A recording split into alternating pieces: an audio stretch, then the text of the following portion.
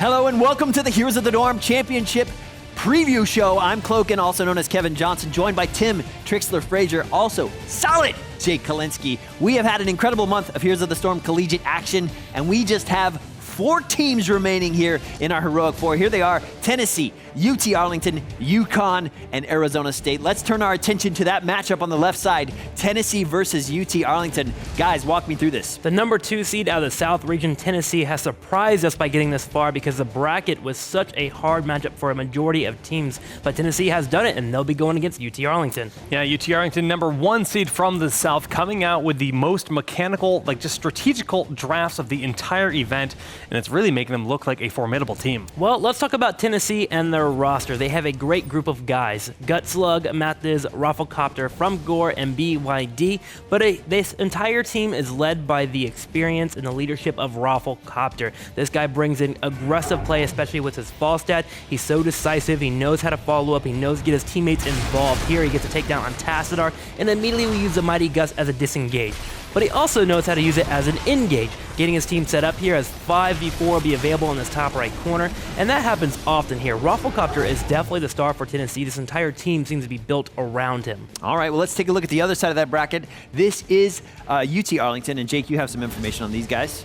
Yeah, I mean, this is a team that, again, they're all about the draft and all about outpicking their opponents more than outplaying. We've got Cladius, Huge, Mist, DXN, and Cure, and they're busting out a variety of compositions, but I really want to talk about Bloodlust in particular. Yeah. This is something that we haven't seen in a very long time. Typically, we see Ancestral Heal as the heroic of choice, but Bloodlust, they lock it in at the last moment, cast it to really catch Boston off guard in the round of 8, and that works so well to give them that momentum, which ultimately earned them their spot here in the Heroic Four. All right, let's take a step back. Let's put a bow on this matchup.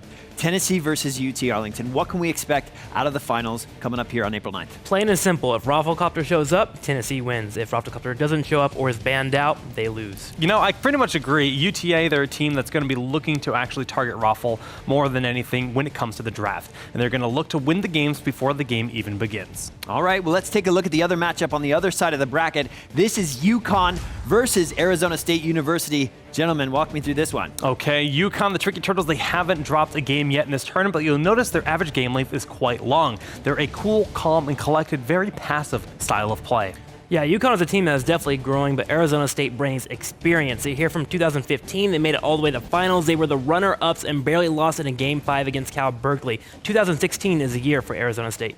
All right, so let's actually just dive right on into Uconn. I mean, this is a team that's been around for quite a while. Monkey Lamps, Dan Lee for 3, Badosis, Chiruno, and Seryu. And again, this team is all about waiting for the team to be at full power. They're not going to engage if they have one ability on cooldown. They're going to wait for that optimal scenario where that Bolt of the Storm and the Mosh Pit's ready. And then you're going to see Bado just strike with that flashy play to really destroy their opponents. Now, we've talked about them being calm and patient and all of that, but in the round of 8, we saw them turn on full-on aggressive mode against Cal Berkeley in Game 1, and then they switched it back up to their patient style in Game 2. What's going on there? Are they playing mind games with these teams? What's going on? I think they're trying to discover if they can change gears. This is a team that is growing. They have the slow, methodical play down, but being able to switch into aggressive play and being able to weave those two together will be a huge key for them getting into the finals. All right, well, let's look at the other side of that matchup. This is the real dream team, the runners-up from last year, Arizona State University. Tim, talk to me. Yeah, here they are. Mike Udall, Akaface, Snickers, Shot, and Fam. This team brings so much experience, and Akaface, Udall, and Fam are from the roster in 2015. They're a great foundation,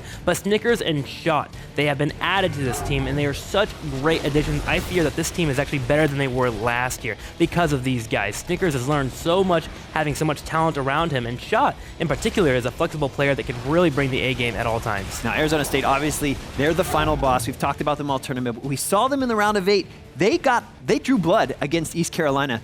East Carolina, the underdogs, but and we heard in their interview that they had a bad ping and lag. Like, what did you make of that particular? I don't want to hear it. It's an excuse from Arizona State. Arizona State is a team that is here to win, so they need to stop making mistakes and keep playing their A game. Okay, let's talk about this matchup now from a high level. Uconn versus UTA. Any final thoughts?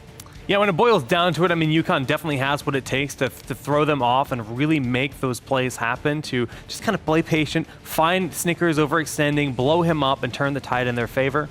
I think they can do it. For me, all the way, Arizona State, if they bring their normal play, they win this handedly. Uconn doesn't even have a chance. Okay, Wow. that's it. Your heroic four. All right. Let's do our last final thoughts on picks to win. When this all began in the round of 64, I predicted UT Arlington, ASU in the finals. I'm still sticking with it. Those two teams are going to match up. UTA for the win, all the way. Arizona State, all the way.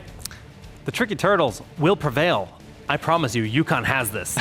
All right, if you're out there and you want to know how you can follow all the action, it all goes down Saturday, April 9th, the Heroic Four at 8 p.m. Eastern. Then Sunday, April 10th, the Grand Finals also at 8 p.m. Live from Seattle, Washington's CenturyLink Field Event Center. If you can't be there in person, we're going to be broadcasting live on ESPN2 both nights and streaming live on Watch ESPN. If you're looking for any more information, your home base is heroesofthedorm.com. I mean, guys, this is it. Uconn versus ASU, Tennessee versus UT Arlington. Only these four teams in a mere few days stand between our 2016 Heroes of the Dorm champions. On behalf of SolidJake, Trikslyr, I'm Cloaken. Thanks for joining us. We'll see you in Seattle very soon.